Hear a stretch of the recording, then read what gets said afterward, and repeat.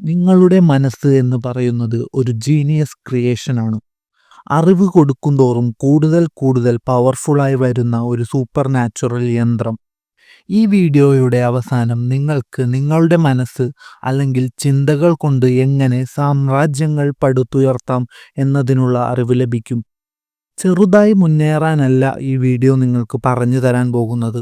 മറ്റുള്ളവർ നിങ്ങളുടെ എതിരെ പ്രവർത്തിക്കാൻ ഭയക്കുന്ന ഒരു വ്യക്തിത്വം നിങ്ങൾക്ക് നേടിയെടുക്കാൻ കഴിയാനാണ് ഞാൻ ഈ വീഡിയോ ഉണ്ടാക്കിയിട്ടുള്ളത്.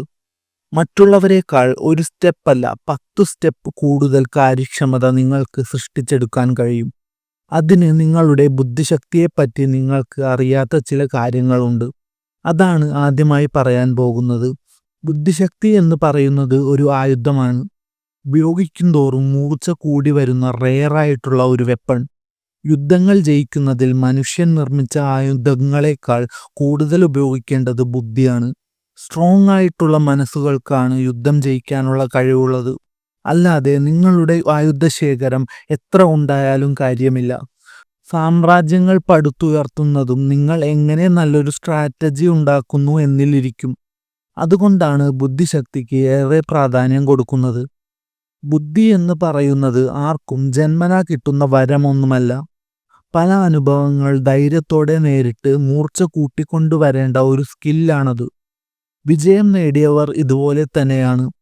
മറ്റുള്ളവർ തടസ്സങ്ങൾ നോക്കി വിഷമിച്ചിരിക്കുമ്പോൾ അവർ അത് എങ്ങനെ മറികടക്കാമെന്ന് ചിന്തിച്ച് അതിനായി പ്രവർത്തിക്കുന്നു. അത് എങ്ങനെയെന്ന് പറഞ്ഞു തരാനാണ് ഞാൻ ഈ വീഡിയോ നിങ്ങൾക്കായി ഉണ്ടാക്കിയെടുത്തിട്ടുള്ളത്. ഈ വീഡിയോയിൽ പറയുന്ന കാര്യങ്ങൾ നിങ്ങൾ ലൈഫിൽ കൊണ്ടുവന്നാൽ നിങ്ങൾ പ്രതിസന്ധികളെ നേരിടുന്നതും ജീവിതത്തെ നോക്കിക്കാണുന്നതും എല്ലാം മാറും. നിങ്ങൾക്ക് സൈക്കോളജിക്കലായിട്ട് എല്ലാ സിറ്റുവേഷനിലും മറ്റുള്ളവരെക്കാൾ ഒരു മുൻഗണന നേടിയെടുക്കാൻ കഴിയും.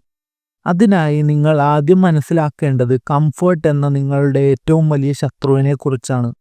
എല്ലാം പ്രഡിക്റ്റബിളായി ഇരിക്കുമ്പോൾ നമ്മളുടെ മനസ്സ് താനെ മടിപിടിച്ച ഒരു അവസ്ഥയിലേക്ക് പോകും. ഇത് നിങ്ങൾക്ക് പുതിയ ചിന്തകൾ വരാതെ ഇരിക്കാൻ കാരണമാകും. അത് നിങ്ങൾ തന്നെ മാറ്റിയെടുക്കേണ്ട ഒരു കാര്യമാണ്. നിങ്ങൾ പ്രൊഡക്റ്റീവായി ചിന്തിക്കാൻ നിങ്ങളുടെ ബ്രെയിനിനെ പുഷ് ചെയ്യണം. വെറുതെ ഇരിക്കുന്നതിന് പകരം പുതിയ ഐഡിയാസ് ആലോചിച്ചെടുക്കണം. എന്നിട്ട് ഓരോ ഐഡിയയും പ്രാവർത്തികമാക്കാൻ നോക്കുക.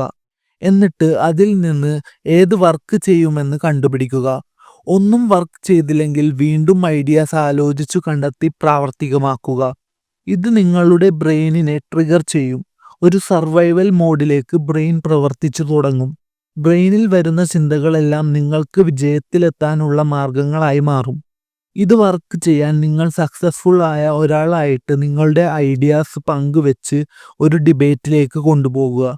അതിൽ നിന്ന് കുറേ ഐഡിയാസും സൊല്യൂഷനും നിങ്ങൾക്ക് ലഭിക്കും. അതുപോലെ തന്നെ നിങ്ങൾ ഒരു ടാസ്ക് കംപ്ലീറ്റ് ചെയ്യുക. ചെറുതാണെങ്കിലും ആ ടാസ്കിൽ നിങ്ങൾ എന്തായാലും വിജയിക്കുമെന്ന് ഉറപ്പുള്ളതായിരിക്കണം. ഇങ്ങനെ ചെയ്യുമ്പോൾ നിങ്ങളുടെ ബ്രെയിൻ നിങ്ങൾ അറിയാതെ തന്നെ ഒരു വിന്നിംഗ് മോഡിൽ പ്രവർത്തിക്കാൻ തുടങ്ങും. നിങ്ങൾക്ക് അൺകംഫർട്ടബിൾ എന്ന് തോന്നിയ കാര്യങ്ങൾ ചെയ്യാൻ നിങ്ങൾക്ക് താനെ ആഗ്രഹം വരും.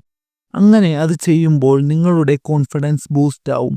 ഇങ്ങനെയാണ് നിങ്ങളുടെ ബ്രെയിനിനെ നിങ്ങൾ ട്രെയിൻ ചെയ്യേണ്ടത്, ഒരു ആയുധമാക്കി മാറ്റുന്നത്.